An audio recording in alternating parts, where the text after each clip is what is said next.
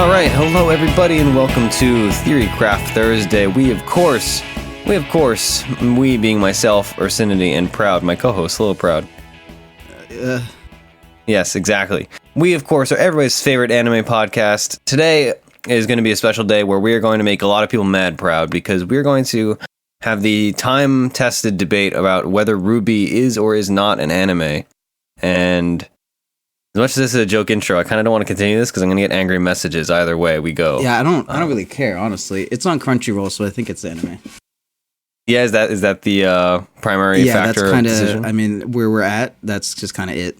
If it's on Click, then it is. If it's not, then it's not. So, Legend of the Galactic Heroes, not anime. Perfect. All right, we solved everything. All right, it's only been a minute and we solved problems. So instead, let's cover probably the next hour, maybe hour and a half, who knows. And let's talk about Dota 2, shall we? Because we ended our debate so easily. Okay. So, Dota 2, it's a game we play. How has your week in it been, kind sir Proud? Good. You know what? I'm adjusting volume of things. And okay, that's fun. Was like, I was listening to something in Chrome, and I was like, I know, I'll turn that down, then I'll hear you louder. But you're also on Chrome, so that didn't fucking work at all. No, that didn't, but that's okay. It just turned you down too. That's not what I wanted to happen. So now I'm like, well, what the fuck am I gonna do? So that's how your week has been? It's just been a continuation of that over and over again? Well, I was just trying to. I can talk about my week. I'll talk about my week first. You do you first, and I'll figure out how to listen to something. So, this week, I have just kind of been playing a lot of stuff. I've been trying out some of the new heroes that were buffed in the patch that we're going to talk about during our segment, 7.06F. I played some Bane, who I had maybe the best Bane game I've played in a long time. Okay. So did you manage to win then? Oh yeah, I was 8-0-30. That's like, those are like pretty cool numbers, and then the 30, and I'm like, okay. Sounds like a good time. It was a great game. I played Bane against Sven PA, and it was just pretty good time, I imagine. Yeah, it was like, all right, Sven got his BKB, and it's like, all right, nope, no, not anymore. And then I would just reduce all his base damage pre-BKB. Same with PA, she just never did anything. Oh, God, it was glorious. Are you in-game, or are you offline now? I'm offline, but I'm in-game. Okay. All right, because I was like, I want to like look at your profile and see these games that you're talking about, but I can't. Oh, I can go online. No, it's all right, I'll find you, I can manage. Yeah, go on Dota Buff. Anyway, I played the Bane game, that was really good. I had a really good Lena game today. We try to be like, I tried to play Puck, and I feel like if anybody's listened to the podcast for a very long time, they've heard me say, I want to learn Puck probably 10 times, and then the next week, consistently, I come back and I'm like, man, I suck at Puck, I'm terrible. Yep. Rabbit is a better Puck than you at this point, I think. I'm sure. I played, God, what was it? It's one of those games where I was like, all right, we have a greedy offlane and a greedy safe lane. What should I play? I should play a mid that's not super greedy. So it's like, I'll play Puck. Like, it's good. He'll make space. He'll do things. He'll team fight. And then, it got to 52 minutes, and I just threw because I made a really bad call. And so it looks like the game was 52 minutes long. So it looks like you did whatever the fuck you just said you did. And then 35 seconds later, your throne went down. So that's cool. Yeah. Oh, God, it was terrible. I had my like monthly reminder that I'm terrible at Puck. And I had a hankering like PA all week, and I only ended up playing it once because I kept wanting to play it, and then being forced to pick it in other situations. Yeah, it was good. 16-0 and 10. Yeah, it looks like you did pretty well. What I had to build a Battle Fury that game. I don't think you had to though. I think that you built Battle Fury. You definitely did not have to. That's a bad thing to do. Don't do that. The enemy team had a Chaos Knight, so I was like, I'll build Battle Fury. I have to. I feel like you could just kill the Chaos Knight though. Maybe. Let someone else manage it, like it's not like I've kind of had a realization. We did have an Earthshaker. That let them deal with it. Like, you don't actually need to counter people. Like, you don't really need to do that. It's like sometimes people are allowed to play their heroes, Like, if I'm against the Bloodseeker, I don't need to just be like, all right, I gotta build a fucking Linken's immediately. I just gotta build Linken's. I'm against Bloodseeker, I need Linken's. Like, like maybe let him cast Rupture sometime. Like, you can't just tell a hero that they're not allowed to be their hero, right? Like, maybe Chaos Knight's allowed to have illusions. Maybe the better thing is for you to just play your own game and, like, worry about them countering you, not you countering them. And that's been going a lot better. Like, don't fucking pervert your good build just so you can, like, do this roundabout counter. Because then you're playing a Battle Fury with a PA with a Battle Fury. And that's, like, I'd rather not counter a Chaos Knight than be a fucking PA with a Battle Fury. Yeah. I mean, the game and if they worked forced out, you to build a but Battle it was Fury, they awkward. countered you. Like you did it. Like they picked Chaos Knight, and then you built Battle Fury on PA. Like their goal has been accomplished. They made you into a fucking worthless hero. To be fair, I'm pretty sure me building Battle Fury incited the enemy Tusk to also build a Battle Fury, so it's really like a win-win. Yeah, that's also good. The Chaos Knight did also apparently just go fucking Manta first for no reason. So whatever, have fun. Yeah, it was a weird game. Yeah. But yeah, other than that, I played. Oh, God, I don't want to be overly negative, but I played an Earthshaker game today that was 78 minutes long, and it's like an hour and 20 minutes of Earthshaker here. And it was fun because I was like, oh, Earthshaker, that's why we're going to be playing Earthshaker today. I was like, man, I really want to play Earthshaker. This hero's so good. I was having a great time, except I was playing against a Necrophos, and he built Aghanim Scepter and Octarine Core, which meant that for probably the last 30 minutes of the game... like a 15-second cooldown on Reaper Scythe? Yeah. And probably... so I had 15 deaths this game, and I probably got Necro ulted for maybe 12 of them. And most of those were in the late game. And honestly, this is an exact situation that happened to me in this game. I died. I was dead for 150 seconds. I revived. Yep. I immediately team fought. I was alive for maybe 10 seconds. Then I was necro ulted, and then I was dead for another 150 seconds. Yeah. And that's it. Necro's bullshit. It was like... Okay. It was just not with fun. Octarine and Ags, I thought Ags brought us down to 20 seconds, but it's 25. Yeah, you have a fucking 18.75 second cooldown on Reaper Scythe. Jesus Christ. Yeah. So that game just reinforced. Hero. We had this argument in Discord chat because some people are necro apologists. Well, some people did. I wasn't included in that. I'm a devout necro hater. My argument was less like, so Necro was bad for a really long time, right? Like there was a long time where Necro was just like, especially in pros, like you never saw him. Even in pubs, he was definitely bad in pros. I think he was fine in pubs. He's always been pretty good. Yeah, like his healing is good. He's one of those heroes where he's really fucking good. Like there's a lot of heroes that are just fucking good, but they just don't fit anywhere into any decent team. And then when you have a pub where you have a fucking like jungle legion, or the enemy has a jungle legion, and like no one is coordinated, and you're like, oh, okay, I guess I can just play necro off lane because the enemy team isn't going to punish the fact that I'm laning a fucking not off laner in the off lane. And like if that just goes unpunished, then yeah, you can do well. But now necro is so fucking broken to the point that he's actually like a mid. Like how fucking dumb.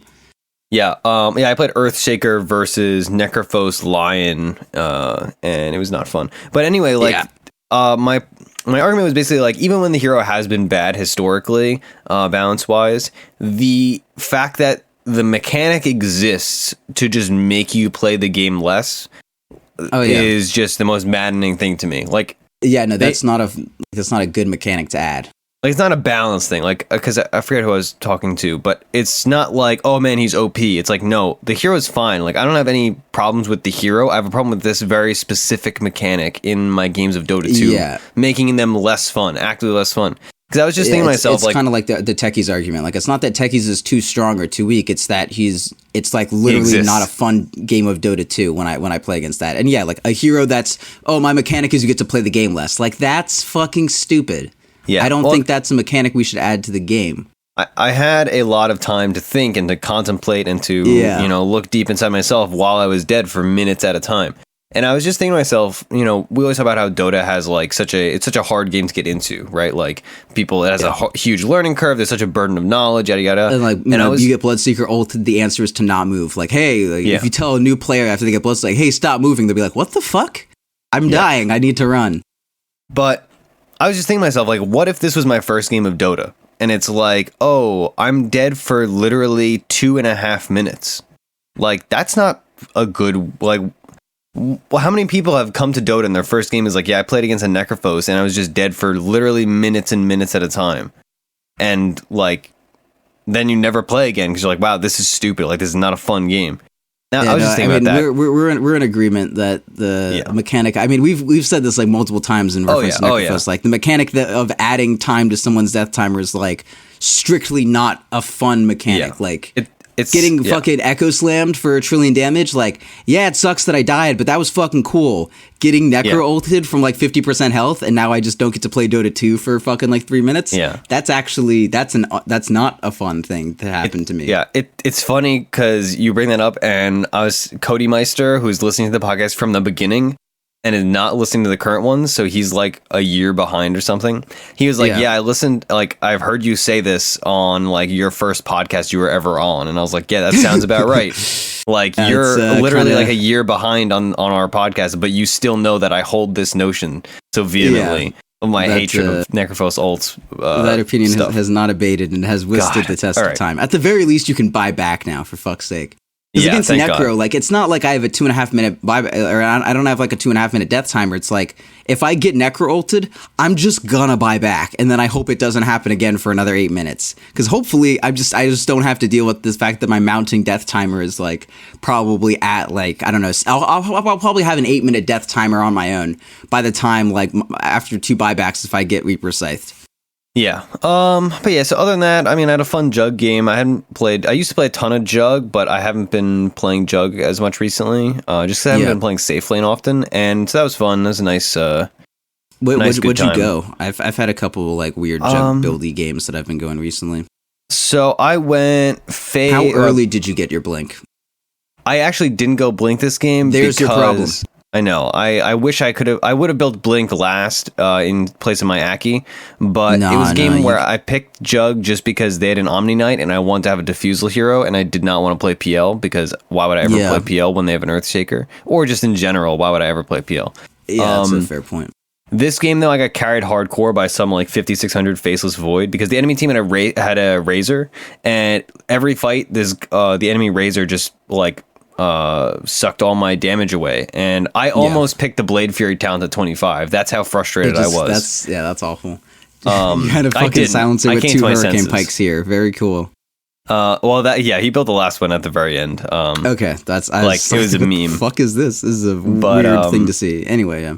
But yeah, I just went like Diffusal, and I built an Abyssal and was not able to Abyssal anybody for like, I think 7 minutes after buying it, because it was just like every fight was just really weird and awkward. It was a weird game. But yeah, that's been my week. A lot of fun games. I played a few games on my Smurf that I don't remember what I played, but you know, whatever. All right, I'm kind of done with hearing about your games. Yes, honestly. I would love to hear about your week, Proud. So I played actually a shit ton. I played some Monkey King. I actually lost a lot of Monkey King games, but I was kind of losing a lot that day in general. A lot of those were those minus 24 games that I bitched about on Twitter. Yeah. Like, I never lose 26, and I never lose like 24 games. Or rather, anyway, any game, I never lose 26 and I never win 26, to way more of a proportion than the 1 MMR difference. With like it's fairly mathematical. Like, the difference is that's like it's a 4% difference between like gaining 25 and like, 24 or something. There's not a 4% difference in the win rate. It's like I win 90% of my games that would give me 24 points, and I lose 90% of my games that lose me 24 points. Like, the only minus 26 I have on my, like, 5 pages is one where I just play like a complete fucking idiot and just died repeatedly for no reason. And even then, the loss was, like, we barely lost, and it was entirely my fault. Like, man, I don't know what's up with this formula, but, like, there needs to be something that shifts. Like, I mean, you can't look because you don't fucking play ranked because you're a worthless piece of shit, but, like, you don't have a hankering. Yeah, well, do it, for fuck's sake. That's why I've been playing more Dota, dude. I'm preparing. I'm getting ready. I'm getting ready to whatever. All right, so anyway, that's kind of side note. But yeah, I just play a lot of shit. Lone Druid fucking sucks. I've come to that conclusion. Like, I can stomp someone mid and then win off that, but like anything beyond that, Lone Druid is just a fucking terrible hero. It's like actually unplayable, despite like the new builds that I come up with or whatever. Like, they help a bit, but just like, Jesus Christ, enough. Dude, this hero's fundamental problems that cannot be solved through ingenuity. No, he doesn't fucking do anything, man. Like, it doesn't fucking do anything. It sucks. Anyway, yeah, so I've been playing a lot of Terrorblade. I remember that hero is still, like, just fucking dope good. I played a little bit of Tiny, that hero. I played Tiny when I purposely wanted to lose. I was, like, more interested in playing Tiny than winning, and I did, in fact, lose both Tiny games that I played. One, because it was just a bad game. So much Tiny. Yeah, well, I've he's seen Tiny awful. in most of my games since 7.06F, and I've not been terribly impressed. I did lose to one when I was playing Rubik, though. I mean, he has more attack range in his Ags. Like, his Ags isn't even good. I mean, like, you go it, but not because it's good. People are talking about like the potential of 4 tiny now that you can actually use like 3 tosses at level 1 yeah, or level I'm just 2. so uninterested in 4 tiny. Like, I know don't you think it's are, bad, but other people are. But I just like don't give a shit about it. Like, I want my fucking core tiny. I do want there to be a niche where you can like, you know, use them with someone who wants to go blink dagger and you like toss them on them. But tiny as a 4, like, guess who wants to get tossed in? A 4. Guess who already has their blink dagger? A 3. Like, it just doesn't fucking like. It's so there's like a 3-minute timing window between when like your offlaner is like rotating and doesn't have a blink dagger. Like that's when it's cool, and then beyond that, it's just like fucking whatever. Like you can see, it's not like blink where you just blink. Like you see them coming at you, and you're like, I'm gonna back up. Like, okay. So what if you're playing 4 tiny, right? And early game, whoever needs blink on your team, like let's say you have like an Earthshaker offlane, you throw them in. Centaur is easy. Centaur, great example. You're throwing Centaur in the early game. Once he has his blink dagger, though, then you let's say like you farm him, and then he blinks out. Yeah, just play with them. No, but then eventually in the later game, once you have your blink, you can be blinking in, tossing people back to your team. I guess that has nothing to do with the change. Well, I know that doesn't have anything to do with change. I'm just saying, like, maybe that's the 4 tiny way. That's actually so hard to pull off because your screen needs to be positioned in a way. Like tossing people, like your screen needs to be positioned where you can like get to someone and then also have the toss back. Like you need like WASD camera movement to be like microing your hero and like blinking in the correct position and tossing back to the correct person and have your camera able to see that stuff the whole time. Because normally the way it works out, unless you're blinking to the exact corner of your screen and tossing to the exact other corner, or you're just not blinking that far. Yeah, but then at that point, like, what do you tossing back for? Like, just buy a Force Staff. Like, if you're not going to do it at distance, you're better off with a Force Staff instead of, like, throwing your tiny into the fucking den of wolves and then he dies because rocks aren't very good against wolves, turns out. So I was playing Rubik in this game, but I had stolen toss, but it's basically the same idea. In this game that I was playing, right, the enemy team was sieging high ground. We had a high ground defense. They were running away, so I blinked on top of a core Kunkka, which embarrassingly I lost to. I blinked on the Kunkka, I threw him back to my team, and then we killed him. And of course, like I put myself in horrible danger there. Yeah. I don't think I died. Well, because everybody else was running away, and they just had to ditch their Kunkka. Yeah, it was just kind of a weird situation. But yeah, I mean, that was like it's the not idea. Bad to do. It's just like it's just hard to execute. Yeah, I tried to do that so many times. That was the only instance where I successfully did it. It's like, but yeah, what if you just were Earth Spirit instead, and that's kind of just a better 4 in every way. Yeah, I mean, but that's every 4. Right. Anyway, I don't know, just play a lot of games. I have fucking a Juggernaut game where I don't know, man. Juggernaut is crazy. Like, a lot of people say he's not very good right now. I think it's just kind of trends and the way people are, like, doing things. Like, I know he's not fantastic, but, like, man, Juggernaut is great. And I've just come to the conclusion that no matter what, you get Blink after Manta. Like, it's just too fucking good. Like, you just pull off so much crazy shit.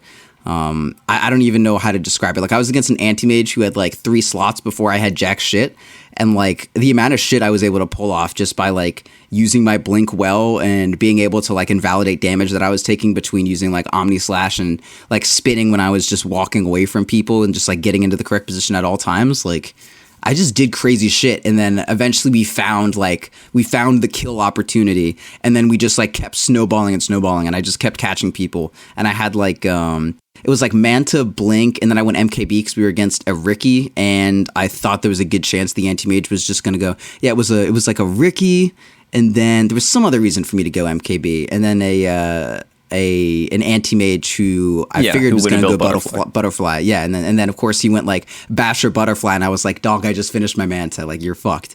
But yeah, he had like way more net worth. I mean, he just pulled shit off. It was just fucking fantastic.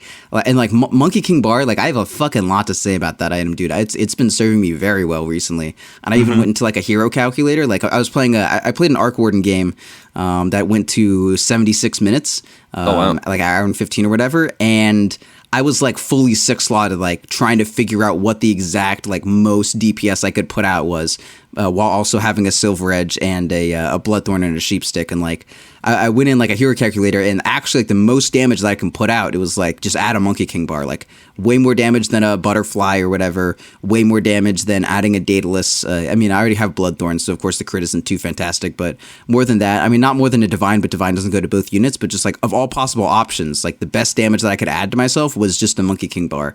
And it was like Monkey King bar and Mjolnir together, especially because a lot of the parts of it are magic damage, which, as I guess to your fucking chagrin or whatever, say a lot, like magic damage is really, really good late game, because armor gets to be like 70% damage reduction and magic resistance pretty much just stays at 25. So the fact that I'm just like doing magic damage through my right clicks instead of physical with like the Monkey King and the Mjolnir, like it's just wild fucking strong. So yeah, like that item has been doing me real solid. I haven't been building a lot of Bashers or Abyssals, but Monkey King bar, man. And the fact that the mini bash it's a 35% chance, which is pretty fucking high, dude. Like that's super high. Yeah. And it doesn't have a cooldown on it like Basher does. Like you can't chain bash people. It's literally mechanically impossible unless you have like an Arcane Rune and 3 Octarine Cores or some shit like that. But like Monkey King bar is mad good. To your credit, I mean, I've just played earlier today I played a Monkey King bar Lena game, where I was like snowballing, and I was like, all right, I have 1 slot left for a damage item, and I kind of wanted to build a Daedalus, but I was like, yeah, but maybe they'll build a Butterfly or something at some point, so I may as well just build MKB. And it was super good. Like, MKB's dope. I like MKB a lot, especially when like you're super far away downhill and whatnot on Alina. Oh yeah, and then also like range. Uphill mischance and shit, like that stuff is real. The fact that as soon as I get MKB, I don't need to give a shit about whether or not I'm like, my position just doesn't matter anymore. That's like the old Sniper Loon Druid. I loved MKB on it because like, I mean, my projectiles were slow as shit and I was really far range, so like, but I could like position myself at like on like low ground or something, like behind like a cliff. I would just hit like high ground advantage didn't even matter anymore. Anyway, MKB fucking fantastic. Doesn't apply to a melee hero like Jug, but like Manta Blink MKB, like that doesn't sound like a Jug build, but like I kind of want to go at every game if I'm being honest. It just felt so fucking good. Also, Blink on Jug is it's a farming item. Like Blink on Cores is a farming item. That's just like a fact. But yeah, it's mad good. Really big fan of that. I guess that's most of it. I'm feeling we should get into like actual content. I played a mag game where I played dope good. I love Slardar to death, and I played some Abaddon that I had a fuck ton of fun with. Abaddon or whatever is really fun, and I love him. And also, I like Slardar 4 a shit ton, and I'm glad that GH gave everyone confidence to play Slardar as a 4 again, because he's super good, and I love fucking his, like, it was a 7-second cooldown on his Crush or something. It's 7 or 8. Yeah, it's 8 seconds. But yeah, man, that fucking skill is so good. Jesus Christ. Yeah, right, we'll talk about Dota 2 now. Okay, or so... the patch or whatever. Yeah, 7.06F came out, what was it, Saturday, maybe? August 20th, whatever that was. August 20th. I don't know. Sunday. Yeah, you're correct. It was Sunday. Oh, sick. All right. So it's been out for a while. It's not really big. That's why we didn't make a patch note on it. And we're not even going to cover it like note by note. Do you want to just pick out like a few things that really stood out to you? I mean, a lot of these were super incremental changes that honestly, like in our private Discord, Proud, we were like, oh, the patch is out. Proud skimmed it once and he goes, yeah, this is irrelevant. I don't care. I re-quoted because remember the last patch that came out that we did a review for it that ended up taking like the entire fucking episode where I was like, honestly, this is so fucking insignificant, like I couldn't be bothered to give a shit about it, so I just copy posted that same message. And it's kind of similar. Like I could probably take the remainder of 40 minutes or whatever and talk about this shit, but but we don't need to. We don't need to. Highlights of the item nerfs, I think the only really significant one I would say is the Diffusal Blade, right? You have 5 less agi. 5 agi off that's pretty fucking substantial, man. Yeah. I already, honestly, I'm not like, I don't build Diffusal Blade unless I need to already. I mean, it's even though the item is super good. Yeah. I don't know what it is about the item, but I find... Like on Jug, for instance, I built it on Jug, but the whole time I'm like, man, I would rather have a Basher or something. Like, I just don't like having it in my final 6 slots, but it's too much money investment, so you can't get rid of it. It's not like it's a drum where it's like, oh, okay, like I'm 6 slotted, I'm going to get rid of my drum and replace. So, now I have more reasons to not buy this item, I guess. I mean, I honestly see it as like this is kind of a Pugna and Necro buff, honestly, because I buy it against those heroes, And like I had a few Monkey King games against Necros and Pugnas where I had to go like a kind of weird build because it fits in very strangely into the Monkey King build. But I would go like just like Diffusal BKB, because Diffusal is kind of like your catch item to hold people in place, like your Echo slash S and YR, but also it's your damage item. So it's like you can't just go that and then a damage item or that and then a catch item. So you just go that BKB and then like Butterfly or some shit like that.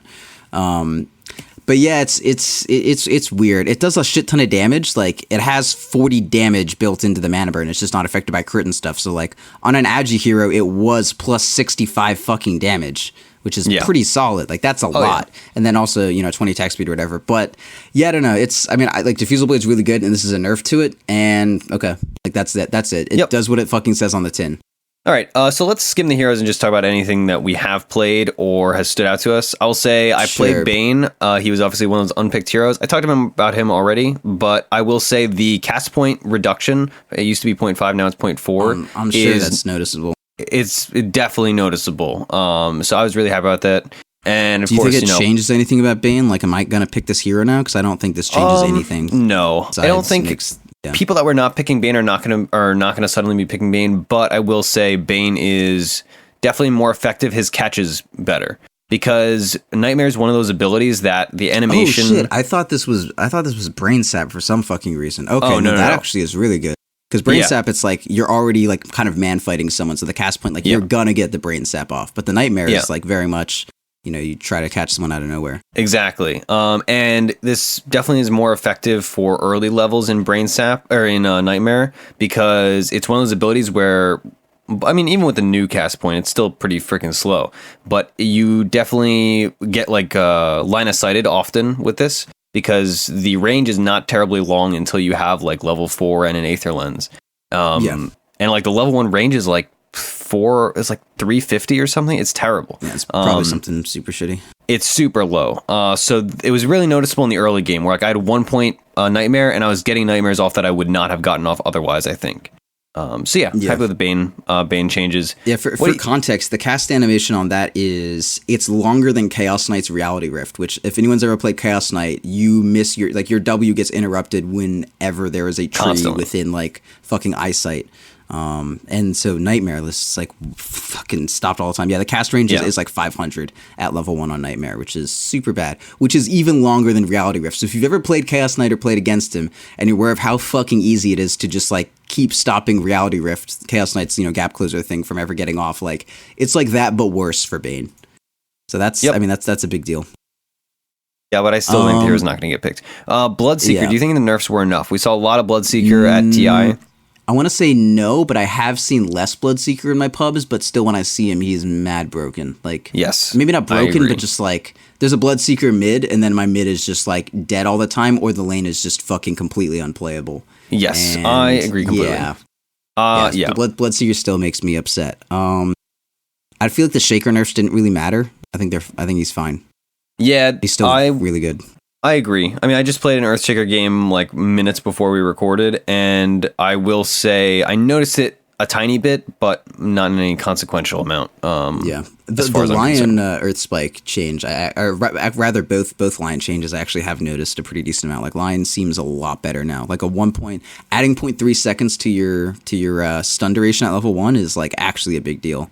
Because it used to be like Hex was kind of better to get for level 1 kills just because it was, I think it's like 0.9 seconds longer, or maybe it's even like 1.4 seconds longer. I don't actually know how long Hex is at level 1. But it was like, that's a good disable, and then the stun on Earth Spike is like, it's way lower, but it has like 60 or 80 damage or something on it, which is like 2 auto attacks, which is based, like if you have another hero with you, that's the disable time that Hex adds to you. So like, Hex is 2.5 at level 1. Yeah, 2.5 at level 1 versus where it was 1.1, so that's like a 1.4 second difference. That's like if you have another hero with you combined, that's like 3 auto attacks total, like 1.5 auto attacks. So yeah, that's like better than 80 damage. Way better than 80 damage. Yeah, well, roughly equivalent. But yeah, so I mean, you'd honestly probably rather just get Hex level 1 for the most part. But now definitely Earthspike level 1 is like the way to go in my humble opinion. Yeah. What do you think about the Lich? What do you think about the Lich nerfs? So Chain Frost no longer applies mini stun. I think is the big one. Yeah, I feel like this is not enough. I've still seen Lich in my pubs.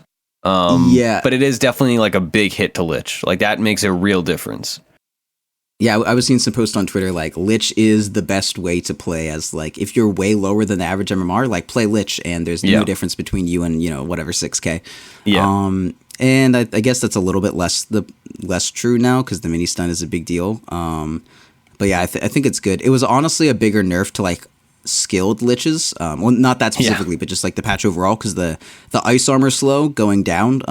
It was only like people who watched Kuroki at TI who were getting a shit ton of ice armor. Or at least getting the point very early. Like Kuroki would get at like level 3 or level 4 or something, whereas everyone else has like they're 2-2 or 2-0-2, I guess 2 point Frost Blast, 2 point Sacrifice at 4. So I mean I think the nerfs are good. I kind of don't like Lich being in the game. I just don't like Sacrifice in the way he just doesn't really do a lot besides just like win you lanes by default, and the way he does it is just kind of obnoxious. So yeah, I mean, I want more nerfs to Lich, but I think this is fine. Like he just kind of popped out as being viable out of nowhere, and now maybe he'll fall back. I don't know. It's like Dota's very trend related. Like if people decide to stop picking Lich, then he's going to at least appear underpowered or rather like the people who are good enough that they are keeping up with the meta are going to stop picking him. So it's only people who don't like give a great deal of a shit are going to be picking Lich. So like the players that play him, maybe worse by comparison or some shit like that, which is kind of a weird way to think about it. But like I think it's fine, whatever. Like hopefully he just drops off and I don't need to worry about like really skilled players spamming Lich and shit. Yeah. So we see some more minor nerfs down the line. Lycan kind of is out a little bit. Yeah. That's good. Can you explain the Lycan change? Yeah, so the way Howl used to work was it would just increase, it would just like flat out add 200 health to you. Kind of like when you turn Armlet on, if you're at 100, if you're at 1 health and you turn Armlet on, you go to 450. Whereas if you like equip a Reaver or if you tread swap, it keeps your consistent like percentage of health. So if I have 900 health and then I turn my treads on, treads give me 10 strength to 200 and I go to 1100. If I was at 50%, so I was at 450 health, and then I turned my treads on, instead of just gaining 200 health, like I wouldn't go from 450 to 650. I would, I'm at 50%, so I turn my treads to strength, so I get half of the health that it would like give to me. So I'm still at 50% health. It's just my total health changes to 1100, and my current health is going to change to 550. So the way how it works now, if it adds 200 health to you, instead of just adding 200 health to your current health, it changes your health up to whatever you had plus 200, and then it keeps whatever percent you were at there. So if you're at 50% health, it makes your max health 200 more and your current health 100 more. If you're at 25% health, it gives you 50 more health and your max, changes and shit like that. So it's just like it's just like tread swapping now for someone. So that's a big your percentage health stays consistent. Yeah, so it's like if someone is dying and you just notice and you howl, instead of giving them 200 health to live with, sorry, my voice is going all of a sudden, it may actually only give them like fucking 13 health, like it's not nearly as good as Chen ulti now, so we can stop making that comparison. Cool. Yeah, and also they buffed Chen ulti again. They've added 25 health to Chen ulti, I think, like 3 patches in a row? If that, like... At least 2 patches in a row. I want to say if that, but I want to say that, but meaning probably more patches than that. Yeah. It's just funny because they keep doing like increments of 25. I'm like, oh man, maybe people will play Chen. They're not going to play Chen. Anything else? Like Night Stalker, the nerf was decent. Nyx Assassin nerf lost some damage. Yeah, that's pretty solid. I feel like that nerfs off-lane Nyx more than anything else. Oh yeah, absolutely. I mean, 3 damage is one of those things where you read it and you're like, that doesn't sound significant, but it really does have implications if you've ever in terms of like before trading. In your life. 3 damage is a lot. That too, yeah. So that's pretty rough. I feel like beyond that, the only thing that I'm really looking at is like the Sven nerfs. Between the Mask of Madness got hosed a little bit, like it's still fine, but Sven honestly doesn't have that much armor, which I've said before. Outside of when he presses E, and another armor off that is like super fucking brutal. And then the Stormbolt down to 1. Like the Stormbolt, its stun duration is down 0.3 seconds at level 1. So like there's more reason to level it up now, which is like, whatever. Normally Svens aren't really fighting that much until they have a ton of levels. Like you kind of just AFK with Sven until you have all your levels and items and shit. But it's still a big deal. And the Warcry nerf is actually fucking huge. Like 4-second longer cooldown at like that's like even maxed out. That's like super brutal. Between like Mask of Madness 2-second longer cooldown and Warcry a full 4-second longer cooldown. Like, damn, dude, like that's brutal. Like, not only is my mask giving me less armor, but my thing that counteracts that is on a longer cooldown. Like, that's not the life I want to lead. That's true. Yeah, I mean, if I were to generalize probably the last few patch notes, I'd say I'm scared whenever they buff Undying because I don't want to see that hero in my pubs. Venomancer, the Plague Ward Vision nerf, I feel like is significant. A lot of people, maybe not so much in pubs, but definitely in pros. I mean, the big advantage of Venomancer was just you get a lot of vision from the hero because his ward's had 1200 day vision. So now those wards having only 800, like still obviously 800 is great vision, but 400 less vision is a big deal. So I'm very happy with that. Keep in mind this is like radius. So when you look at like the actual area that you get, like a 400, it's not like 400 or 1,200 to 800 isn't just like a 30% nerf in terms of overall area. That's like you got fucking hosed. I mean, I don't want to do some fucking pi r squared shit on a calculator right now, but.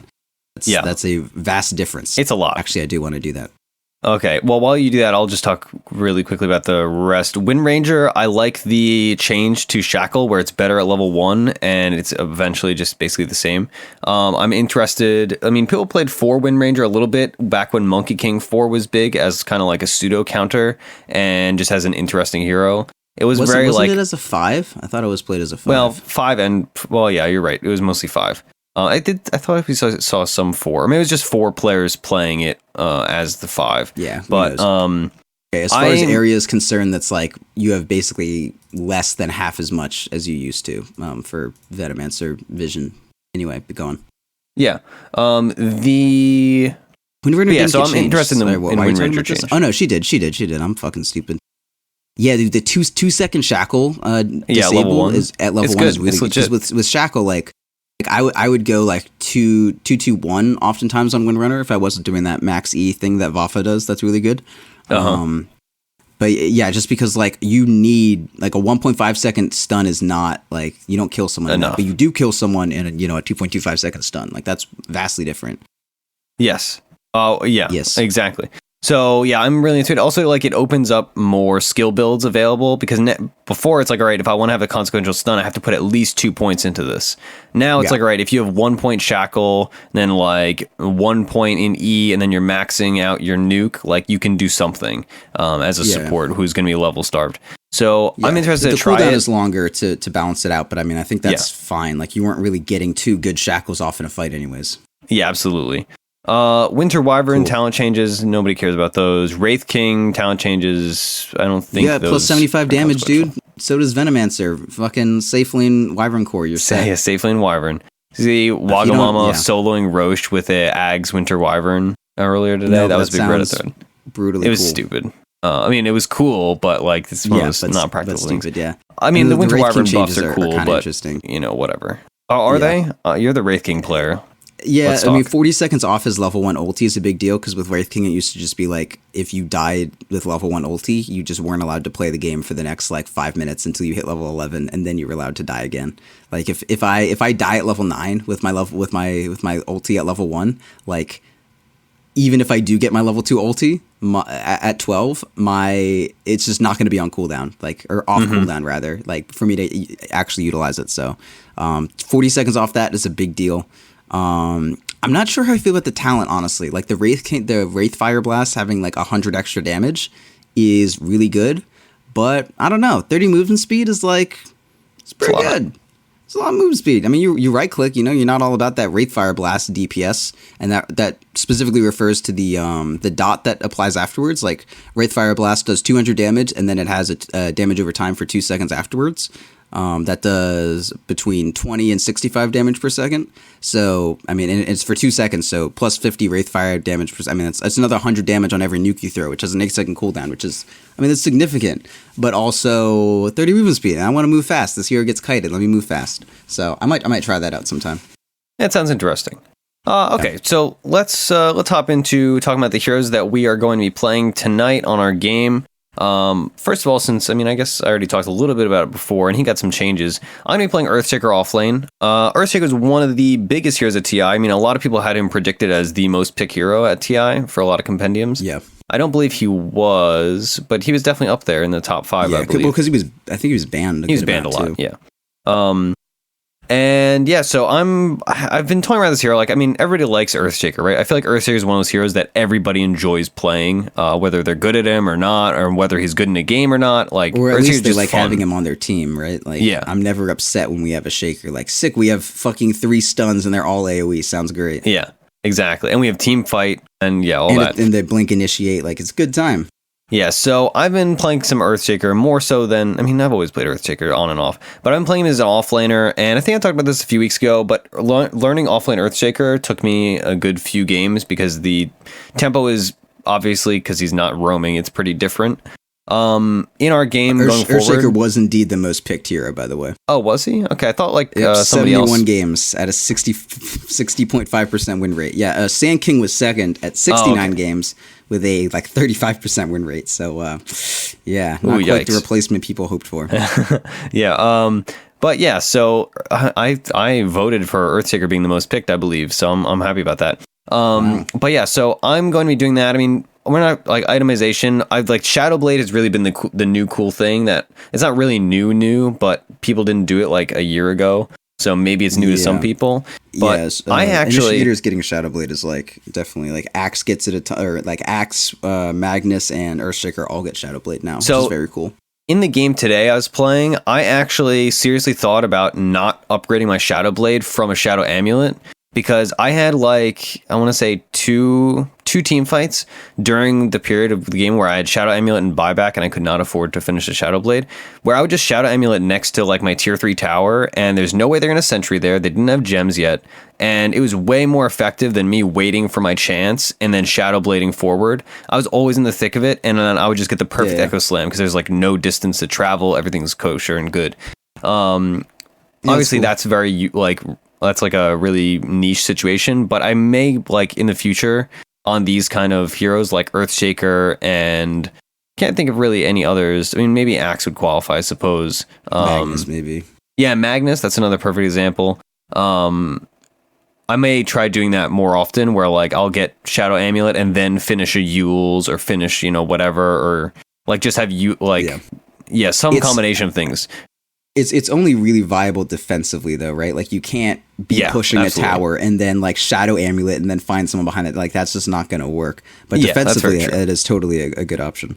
So yeah, that was fun. Other than that though, I mean, it's just generic stuff, Yule's, Blink, Force Staff, Tranquils, Mana Boots maybe, Soul Ring, of course. I really come around on the Tranquil Soul Ring, at least on offlane Shaker. I kind of hate Tranquil Soul Ring on most supports, but on offlane Shaker, like it's unavoidable. Like some people like treads on him too, but I personally feel like I mean if I'm doing really well, I think treads are totally cool, but I just haven't been in a game with offlane Shaker where I've been like I'm doing great. Like it's always on against like a tri-lane or some shit like that. Yeah, most of my offlane Shaker games have been against rough tri-lanes and stuff, and it's like, all right, I feed 2 kills, and then I just go jungle. And, like, you get good levels because you just fissure block your own creeps for the first couple waves, but it can be very rough, yeah. Dude, I've been against so many fucking Earthshakers who fissure block way too into it, and then it just puts my wave under their tower, and then I just get the equilibrium back. I'm like, all right, like, thanks, you missed all last hits under tower because you didn't have fucking enchant totems, you had Fissure level 1, and now the wave all just, like, died, you got the experience, and now it's fucking, like, now it's mine forever again, thank you. Yep. I made that mistake once and never again because it's like, oh man, I'm doing this cool thing, but I'm overdoing it, and now I suck, and now I got nothing. Talent wise, I generally pick 250 mana at level 10, movement speed at level 15, and then level 20. The move speed? Yeah, 50 damage. As much as like the 50 damage applies to enchant totem, which is really nice. Huh? It's farm speed to me, man. Like 20 movement speed is decent, but between the fact that you have like Force Staff and Blink, like I don't feel like the move speed really does a lot for you.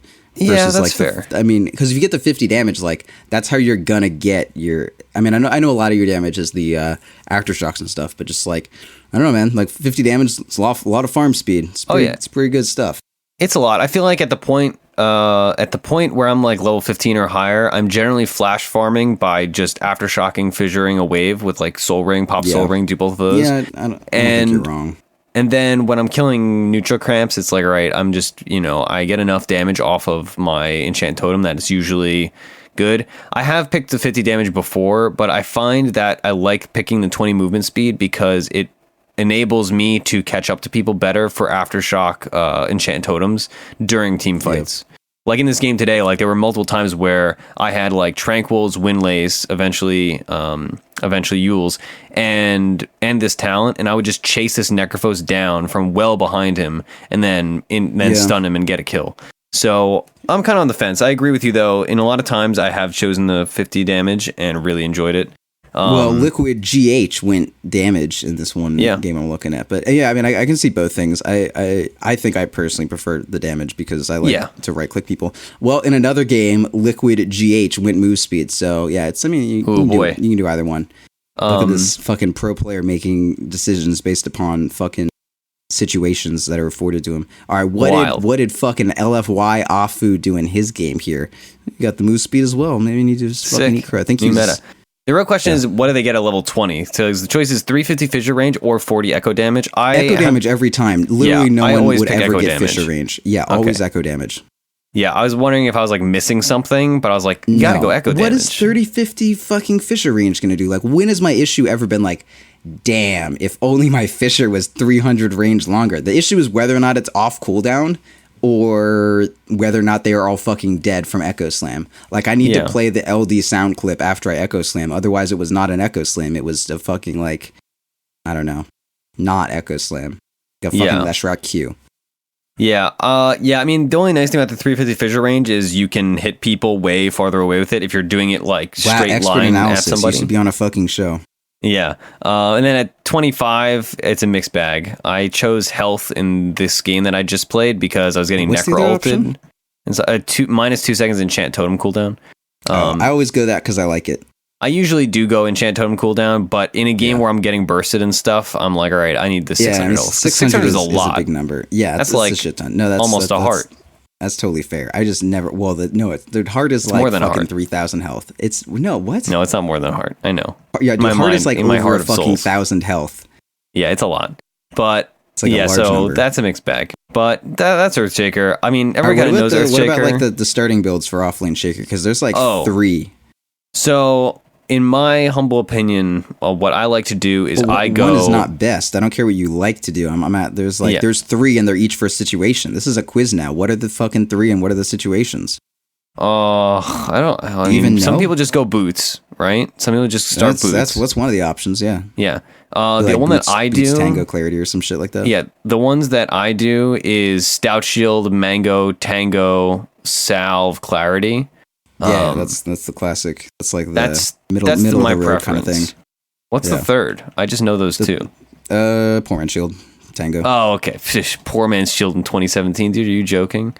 Yeah, you don't go good. Poor Man's Shield Tango. Shaker is an absurdly strong 1v1 hero if you just make it to like level 2 or 3. So if you're against a lane that you know is going to be fairly easy, or they have like a roamer that's not going to fuck with you, like I don't know, like that. If they have like an anti-mage or something like that, and then their other support is like I don't know, some like worthless piece of shit that doesn't do anything, like if they have maybe like Rubik's Spectre or some shit like that, and you're just like, I'm gonna Poor Man's Shield Tango, and we're gonna fucking handle this one. And then you like don't go Fissure, just go your enchant totem and just like creep block with your body, and then go about your business. I've been fucked by a number of Earthshakers that just went like Poor Man's Shield, and that's I'm like, true. All right, like let me get this Earthshaker out of lane. He's like, you can't fight me, dude. I'm like, I'm a big tanky strength boy, and I got a Poor Man's Shield, and then I got level 2, and I have Aftershock and Totem, and I'm fucking you up. But now it's 35 mana instead of 20, so it's not quite as easy to like fuck someone up with like a level 1 enchant totem. That's fair. That makes sense. But yeah, it's like, keep that in your mind. Like if you can get there, then you get one of those dominating Earthshaker games. Because at TI, that was like very often one of the reasons Shaker was good was he would beat almost every melee core, whether it be with the stout shield or the poor man shield opening, if you did get in that situation. So that's like one more dimension. Like Earthshaker is really cool because he can be that like boots first, just like keep blocking with fissure and just like tarry around the fight and tarry around the lane and like just like look for whatever experience you get. Or he can just fucking dominate the lane, in a 1v1 situation. And it's really rare to get an offlaner that can do like both of those two things. There's like that, and like Clockwork got kind of nerfed out to shit, but like Clockwork used to kind of be like that. Like he would just cogs block, and then also if you ever got him alone with a support and he got battery assault off, like he would fucking kill them. But since he got nerfed, that's not really as much of a thing anymore. But you want to look for all those situations with Shaker. Like he is fucking multifaceted in the way that he plays the lane, which is one of the main kind of cool good things about him. Yeah, agreed. Okay, so that's Earthshaker. What are you interested in playing? I'm not really sure. I don't really know. I want to try to get a Wraith King game in, but it's so fucking hard to like pick Wraith King in a pub. Like if I pick it early, it's gonna be an anti-mage or a good diffusal carrier. Lion also got buffed, so like I was like, oh man, this looks like such a good Wraith King game. And then they picked a Lion, and I was like, I don't want to fucking risk that. Like if they go Lion Juggernaut and Jug gets like Yasha diffusal or Manta diffusal, I'm just gonna be like fucking sad. Yeah, and everything's gonna go wrong. So I'd like to Wraith King. I don't know if that's really gonna happen.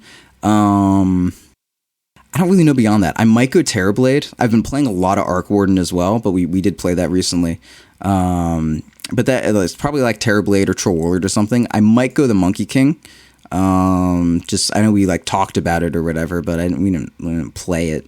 But the Monkey King is very good, and I've been really like honing in on what exactly like situation he fits. That's actually like so fucking good. A big part of it is just that he has like Sven is really good because he has a stun, but you can't initiate with Sven's stun, right? Like if your stun needs to be reserved for like, all right, someone initiates and then you follow up on it with the space that they gave you with the initiation, and then you like find the person to stun out, then you kill them. Monkey King is like very different. Yes, his stun is pretty much like it's very necessary for getting a lot of your kills. Like you get the 4 hits off your Jingu procs, and then you use the Monkey King stun. But also, it's not the end of the world if you like throw your stun from fucking Timbuktu and like save someone, and because of like the momentum you got from like that stun, the damage that came out, then someone follows up on it, and then you do stuff, and then you can just chill with Monkey King wherever, like pop your ulti and just right click a couple of people until they all die.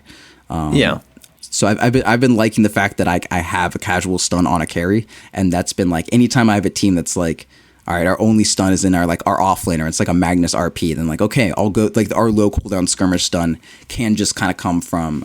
22 seconds isn't exactly low cooldown, but it's way better than not having a Twice stun a fight. Yeah, it's not an ulti at the very least. So I've been really liking him for that. But if you have a Shaker, that's not like, all right, like, we have enough stuns. We have Shaker. We're good. So I'll probably try to avoid playing Monkey King, although I may talk about him a bit later. But probably either like Wraith King, Terrorblade, or Troll. I've been liking those all a lot. Troll Warlord, despite the Mask of Madness nerf, still really good. I still love Mask of Madness on this hero. And I've been playing a lot of Terrorblade recently just because he's fucking good. I don't know, maybe I'll play Anti-Mage. Who knows? Probably not Clinkz, though, because I think I played him relatively recently, although I've been playing a lot of Clinkz, too. Anyway, I'm not entirely sure. We'll figure it out. All right, perfect. All right, so we will go play our game now. You can watch our VODs on youtube.com/.ptv1. And when we come back, not only will we be talking about the game, we'll be talking about the new Tuesday show that we're going to be unveiling this coming Tuesday and talking all about it. And it's going to be really fun, so stay tuned for that. And it would be weird if you didn't. I don't imagine you would like leave if you stayed this long, but we'll see. So that's tantalizing, I hope. Right, all right, I'm gonna stop there. Perfect. We're good.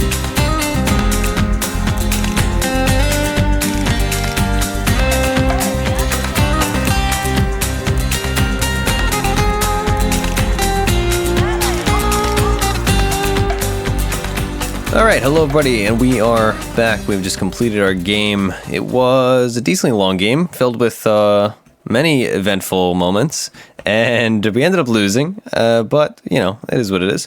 I will read off the team comp. The enemy team had a safe lane anti-mage Jakiro. They had a, would you say roaming silencer, who spent he split his time pretty well. I guess so. He showed top for a little bit. I think he was mid at some point. He was more or less a roaming. He was like a multi-fucking faceted zoning silencer. Yes, very annoying. They had an off-lane Timbersaw, and they had a mid-lane Tiny. And then on our team, we had a off-lane Earthshaker, a mid-lane Pugna, and a safe lane of Clinkz and Venomancer, and then we had a roaming Pudge. So right from the get-go, like, they have a more late-game oriented team, and we have a more like mid-game push oriented team. The game ended up being 52 minutes, so we kind of, what would you say? Like, the game got away from us. Like, we had opportunities to win, but we kind of threw them away.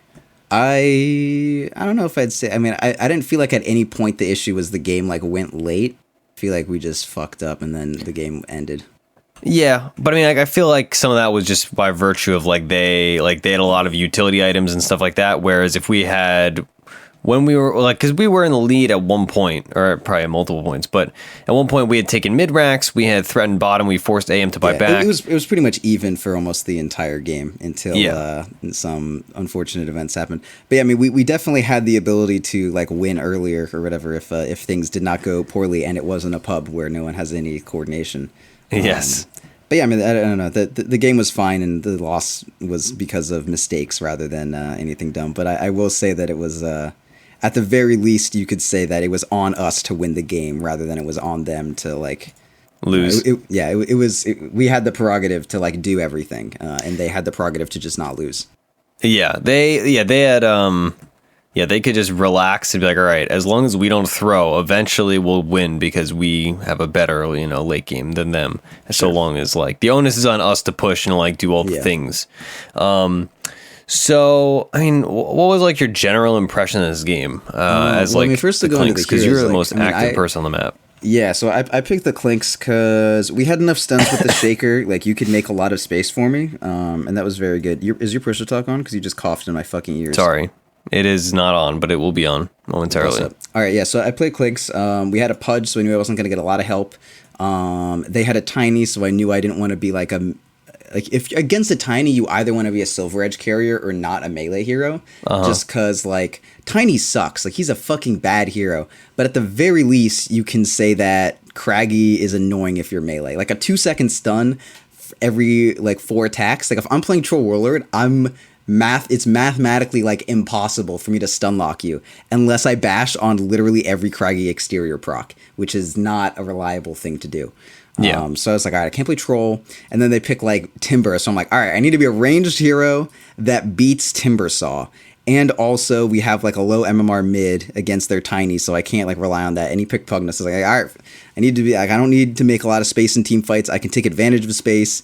I need to beat a Timbersaw. I'll be Clinkz. This sounds good. And it was dope. I killed everyone in the club. But I made a couple like really big mistakes that kind of cost us. Like I was like trying to look for a kill after I got like my medallion. I was getting close to the Orchid. I was doing pretty well. And I found like the anti-mage. I was like, all right, the second this anti-mage blinks, I'm gonna catch him with my medallion, and then I'll just like I'll kill him because I do a shit ton of damage, and he wasn't quite tanky yet. But I thought I had 4 points in my E, which puts my stealth up to 35-second duration. But in fact, I had only had 3. So right as I was about to open up, I came out of stealth randomly, and then I tried to attack a courier that was right over my head, and I only hit it once instead of twice, and then I just fucking died out of nowhere because their entire team was there, and it was like, all right, well, there goes my fucking advantage. And then I bought a raindrop, and then because I thought I had an open item slot, I was like, oh no, I'm not going Deso, I'm going Orchid. So I just like delayed my Orchid by like 200 gold for no fucking reason.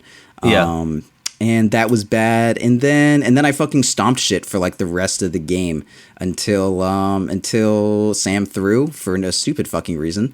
And then the entire team just kind of chain fed off of that. Yeah, and that's very accurate actually. To end it all, we were killing Anti-Mage, and then I realized that his inventory consisted of I didn't realize this until I was fucking dead.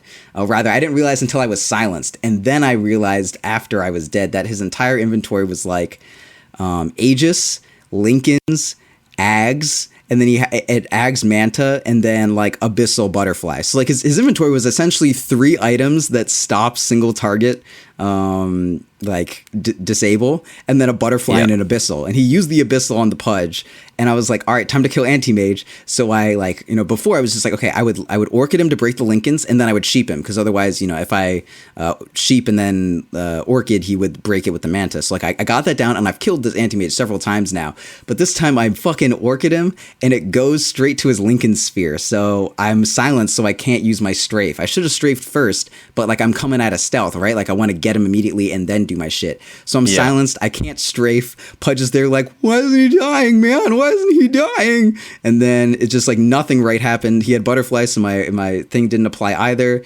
And meanwhile, I'm like trying to get a BKB, or maybe I want to get a fucking I was thinking maybe I would get a Hurricane Pike to break one of his 8 layers of fucking protection, and just like nothing worked, and I just silenced myself, and then everyone like popped up and killed me.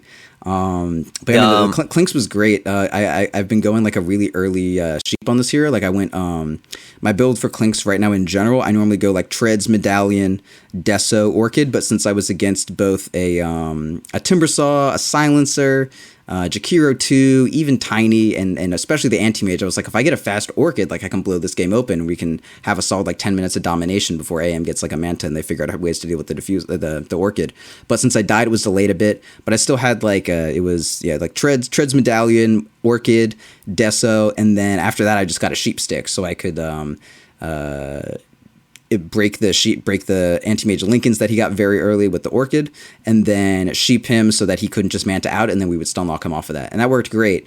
And I killed a bunch of people. I killed their fucking Timbersaw like I want to say 4 times in their like the offlane like triangle area before I even had Orchid, just because I did so much damage because I fucked them up in the early landing stage. But eventually, just they all had fucking like Lincolns, and fucking Anti-Mage had an Ags as well, and Mantas and shit, and it was just like, all right, well, I can't solo fucking win this game and pick everyone off by myself anymore, and I can't rely on this fucking Shaker to not throw the fucking game out of nowhere. Proud, would you like to know a fun fact about this Anti-Mage? The player playing as Anti-Mage. So at the beginning of the game, we're like, all right, this guy seems like a smurf because he's level 29. Would you like to know how many games this person has won in a row? What do you think their current win streak is? 32. 23 games in a row they have won their last 23 games. And 21 of them was Anti-Mage too. Were they Anti-Mage? No, 20 of them were Bloodseeker. One of them was Nature's Prophet. One of them was Morphling. One of them was AM. Then he lost a game, and then he won 6 more games in a row. He lost a game on Drought Ranger, but then he won 6 more Bloodseeker games. So yeah, confirmed. Definitely somebody that, for some ungodly reason, had decided to smurf in party ranked. That was just, I think that was a solo. No, that was his party. Solo, rather. Was it? No, he was party with the Tiny. Yeah, and like his win streak is largely 2-person parties. The Tiny is like party. Tiny was 5,300 party. So. Yeah, 53 parties. So probably pretty good solo as well. So that's not entirely surprising. They're most likely rather good players. But regardless, it's just one of those fun things. We honestly like that was a very like one game if we didn't do stupid. Oh shit. yeah, absolutely. It was definitely a winnable game. We just kind of like you said, did some throwy things. I'll say from like the Earthshaker perspective, regardless of my potentially throwy little chain feedy play near the end of the game, I had an okay game. Sorry. Okay. It's kind of awkward because like my laning phase was absolutely horrendous because so I started with the boot start because I was like, all right, there's no way I'm going to be able to contest an AM, and I'm also not going to be able to contest a Jakiro. And the Jakiro just had me zoned so well, so constantly, that my only recourse was just to, like, AM free farms the entire time. Like, there's no way. Like, he literally... I don't think I ever contested his farm. I contested a couple denies by manipulating creep aggro, but even that was, like, I probably took 100 damage for the sake of getting, like, one last hit. Yeah. So my laning phase was abysmal, but eventually I had a lot of room to farm because we had Proud going around getting pickups with Clinkz and drawing a lot of attention, and Pugna pushing. So that allowed me to get my blink right around 20, which by pro standards is slow, but by pub standards is pretty solid. Like I had Tranquil's, Windlace, I don't hate Soul Ring. Who gets like a 20-minute. That's fine. So that was fine. The problem Earthshaker wise was their team was very pick-off oriented and split pushy, and we were getting pickoffs and also split pushing. So it's not really a game where I could utilize team fight abilities so much. And I don't like, even once I had Force Staff and Blink, my mobility was not enough to keep up with the fight in a lot of cases. Yeah, there was like 1 or 2 times where I was like trying to go for a pickoff and I was like, can you get here? And you're like, kind of, like, no, not immediately. Like, I'll get there soon, but it's like, it's hard. Yeah, so that made it kind of awkward because like Earthshaker, kind of like Enigma, right? Like you want them to be coming to you, and then you want to get that big Echo Slam, that big black hole, initiate or whatever. Or rather, exactly. Like you want to catch someone with a Fissure, and then your team follows up, and then when the enemy the enemy tries to respond to your team's follow up, then you do the like Echo, like your initiation plus counter initiation in one. But our initiation was happening way out of your reach, and then the counter initiation was just non-existent because we either died immediately or didn't. Exactly. So it was not the perfect Earthshaker game in large part because of that.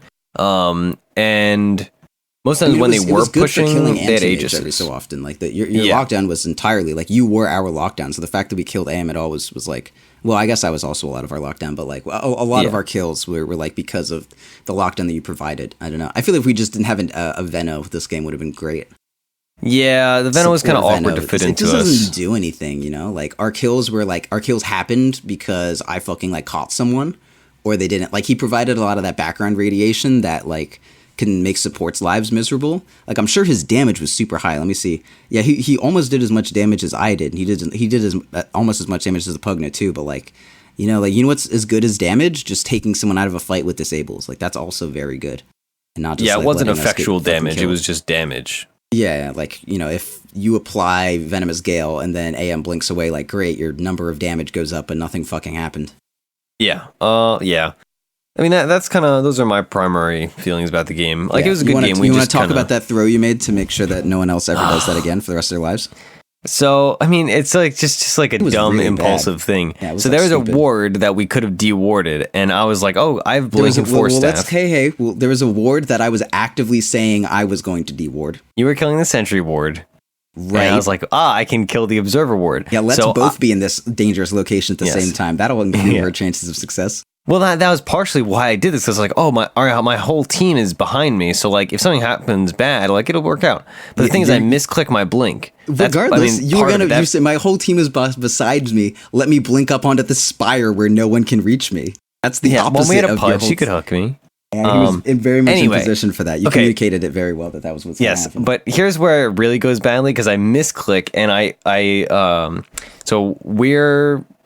Just for context, we are on the Dire team going towards Roshan. We just fended them off of Roshan. They fended us off of Roshan, so we're kind of in a stalemate. Everybody's kind of dissipating from the area. They're forming like the Radiant offlane jungle. Yeah, and I blink to the spire, but I misclick the spire and blink into the camp. It's that there's a little spire between like there's the Radiant like top ancients.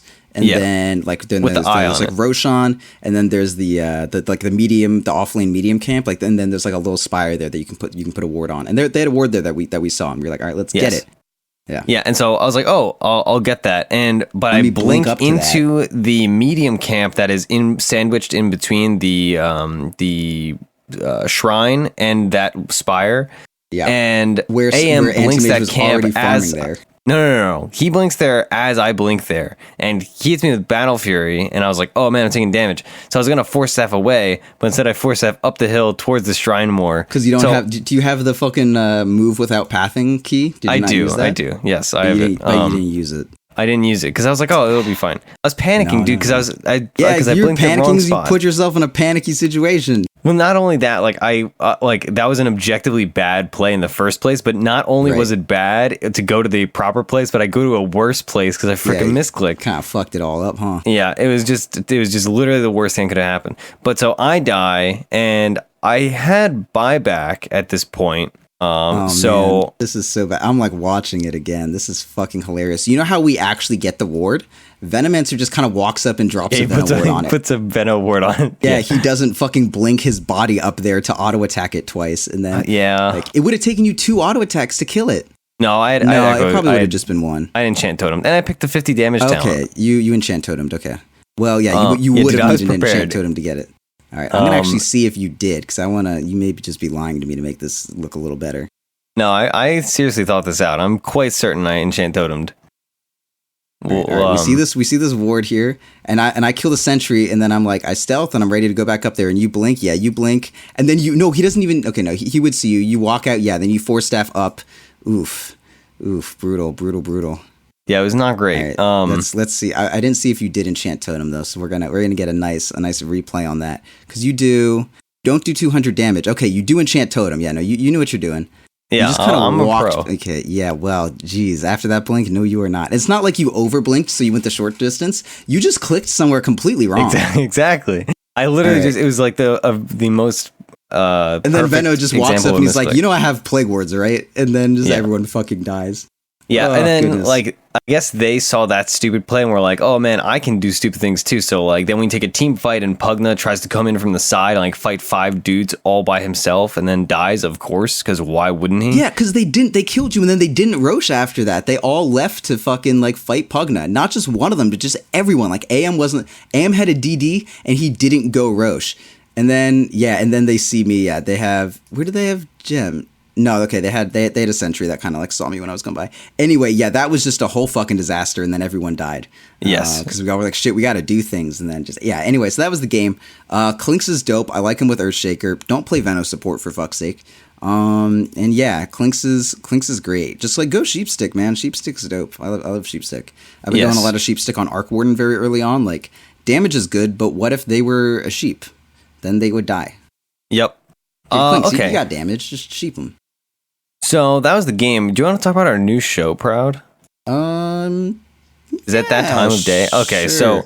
After we're done with all our plugs and shit for all the people that are playing Monkey King Carry, I'm gonna like talk about it for a little bit because I see a lot of people like we didn't play a game of it, and builds in Dota 2 are fucked up right now, so I can't make one and then post it somewhere. So I'm just gonna like talk about it a little bit because on the Monday show they were talking about it and there was like confusion what was going on, and I've had some people message me, ask me what to do, and I was we just talk about it now. All right, well, okay, all right, yeah. So for Monkey King Carry, for people interested, it is like dope strong. A lot of people have been playing it and talking to me and telling me that it is like just fucking broken. And I feel pretty similarly about it. I've been losing some games on it, but I'm kind of like getting a sense of what is a good Monkey King game and what is not.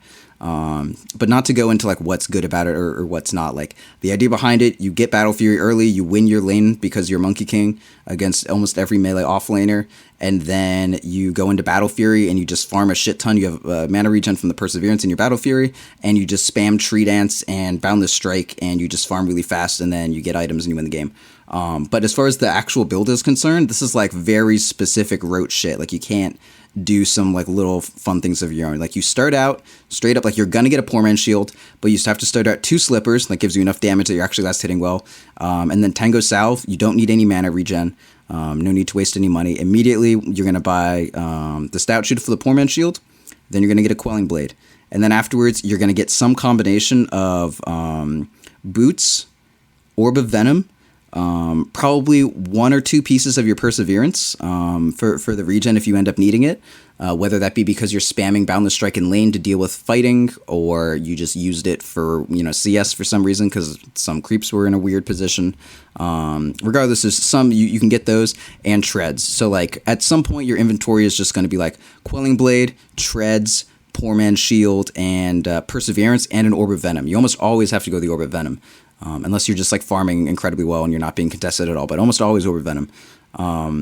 Just try to get there. If you have to have like Boots, Quelling, Ring of Health because you lost, you used all your regen, just do that. I've been talking to a couple people and like watching them play and doing like, not like coaching, but just, inspecting someone's game after they're trying a build, and like, if you're low on health, get the fucking lifesteal item on Sven before you finish your treads. Like if you're playing Troll Warlord, like get your lifesteal item before you finish Phase Boots. If you're playing Anti-Mage, get the Ring of Health before you finish treads. Like you can buy those shits whenever.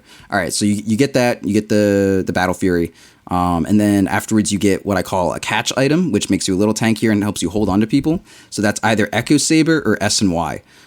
You cannot get both of those. You have to get one of them. And then afterwards, you get a damage item.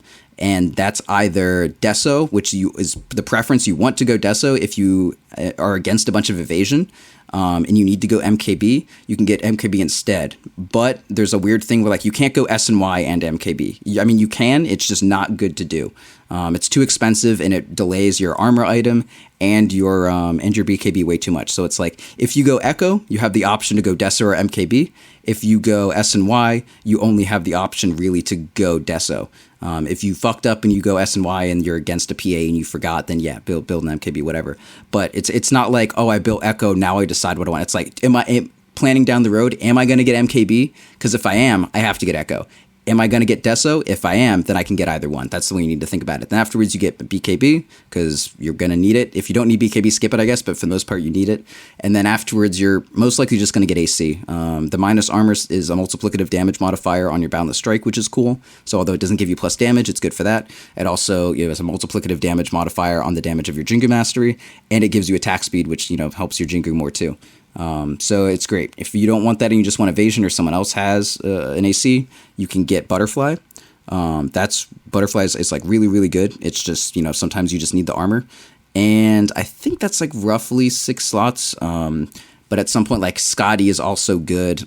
Basher is good. But like the main thing that you need to really worry about is like, Treads, Battle Fury, Echo or S and Y. Normally ideal is S and Y Deso, but shit happens, so just say S and Y Deso, BKB and then AC, and then later on you can either replace your Echo or your S and Y with like Scotty or fucking Divine Rapier. Like Divine Rapier is a fine item to just go, honestly. Once you are level 25 and you have that 100% Boundless Strike crit, like you can just you one shot supports without it, and then once you have the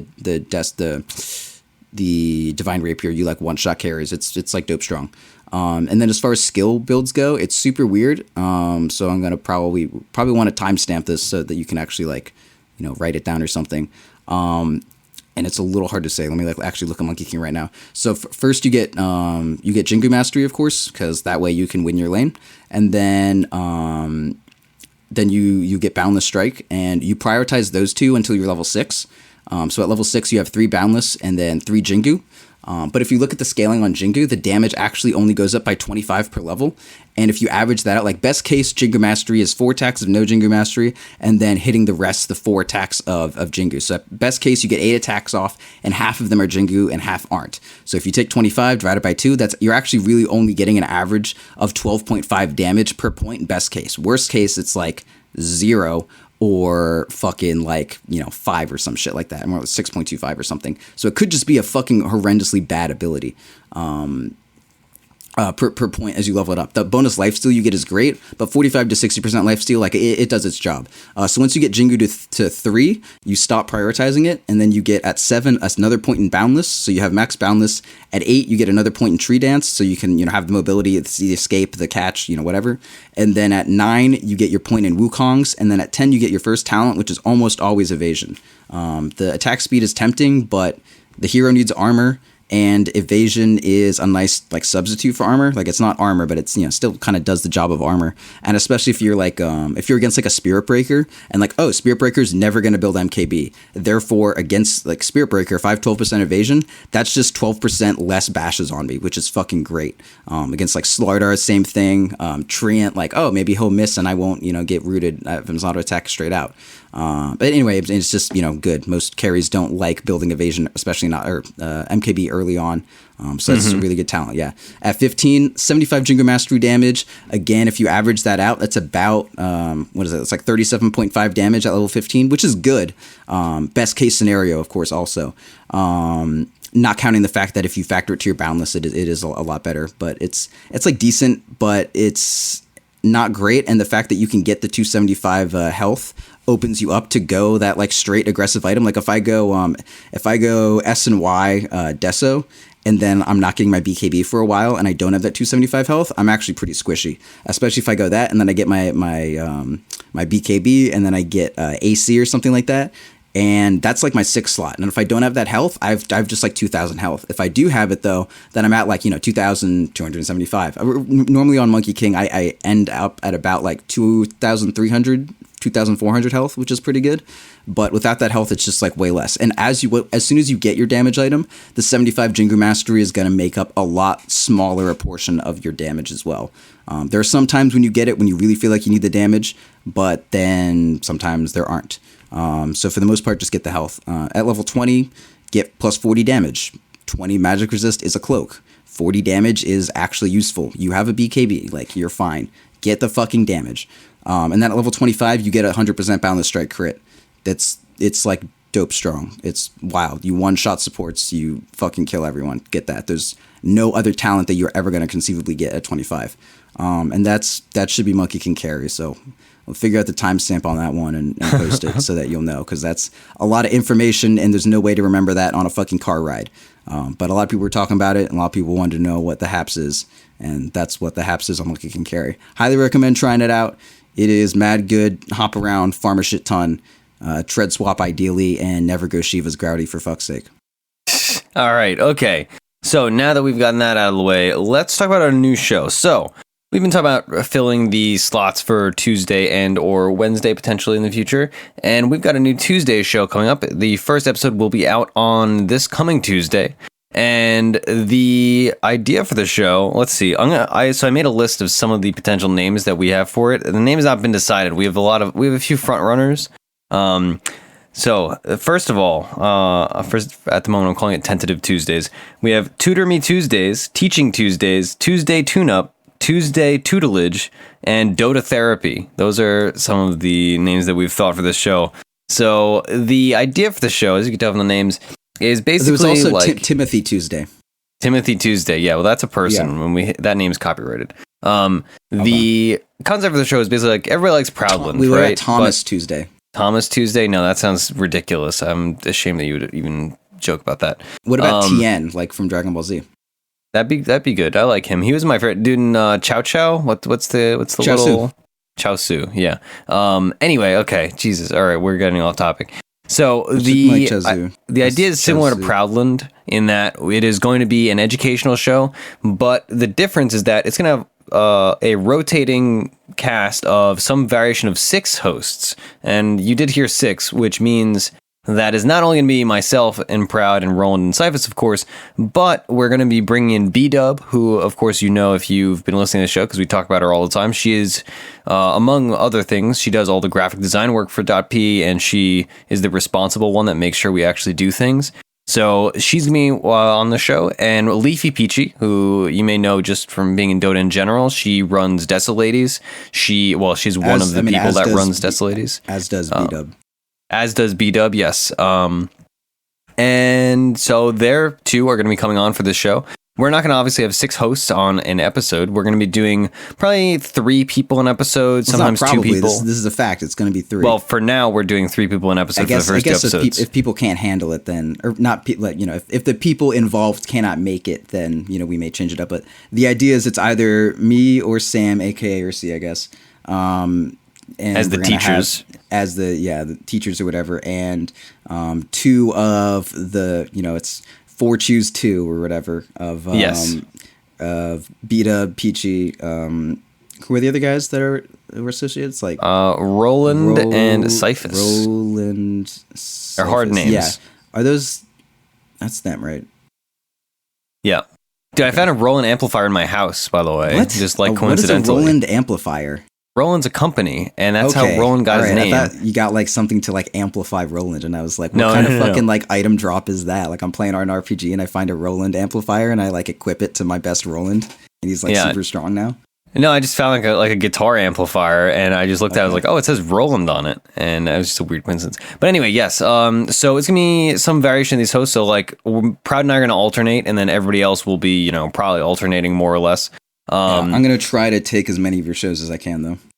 Okay, I mean, that seems unlikely. But the concept for the show is just they're going to, like, both Peachy and Beta both have more people. Yeah, a little bit more, because one of the issues with Proudland was like, there's only so much that Roland is curious about at a given week, especially if he's having a child and is like, can you teach me how to fucking raise my son? And I'm like, no, you want to know a Slark build though? And he's like, no, I have a son that is made out of like poop and Flesh. baby shit. And I was And like, and tell you about Pugna. That's similar. He's like, I just got shit to. I was like, okay, sorry. So now we have 4 people that can ask questions and learn how to play Dota 2 better. And we have at least one host that can state that, and someone who can help me have a break. Yeah, no, I mean, I'm glad that you point out that I'm the one host that can fix everybody's problems. The way that I phrase that, there's actually no way to interpret it that way. Well, I did, so I mean, maybe many people I said vaguely we have a listen host to that you. can do things and someone that can give me a break. So I can't give myself a break. Otherwise, I would have said myself. Well, you can just not show up. That's giving yourself a break. You are explicitly the person who was going to give me a break. Kit Kats. I specifically stated that in a way that you could not turn it on me there, but you did anyways, which just made you look worse. No, it makes me look good, dude. I'm excited. I'm very excited for this show. It's gonna be fun. The show's gonna be a good time, and that's like Tuesday is our first one, and that one it's gonna be a nice ease. We're gonna ease you into it. We won't give you Ursi immediately. We want to get the good stuff first, and so it'll be me and Roland just to start it off. Keep you comfy. Like you don't want to get too scared. Like, oh, what is this? Why is Cyphers here? This sucks. And it'll be me and Roland, and then also B-Dub. So we'll have that solid synergy, and we'll see if we can't, make Roland shut the fuck up. Yeah, that's gonna be a scary episode. I feel for B-Dub. She'll persevere. The following week will be myself, Cyphus, and Peachy. And then in the future, obviously, those are not like rigid classroom structures. It's gonna be moving all around. I may actually not be there on the 3rd week, depending on stuff, because I think I'm moving again. But okay, well, we'll figure it out. Anyway, yeah. Also, the students are called the Teachlings. I just want everybody to know that. That's an important part. Yeah. So teacher and teachlings, not students. Teachlings. Yeah, Teachlings is a very good. So yeah, it's a important you'll learn term. more as the thing goes on, and when it comes out on Tuesday, and then it'll have a finalized name, because right now we still have a lot of names for it. And I'm still feeling Thomas. Yeah, so we're all excited for that, and I'm excited. I'm very excited. Like, new shows are like the best thing about being on a podcast network, right? No. Like, new shows are super fun, dude. Yeah. And then we'll inevitably cancel it in like a month. I'm just kidding. It'll be a great show. So yeah, that is that. Let's do our plugs, shall we? Patreon.com/defensethepatients. If you donate even just $1, you can get all our Patreon exclusive episodes.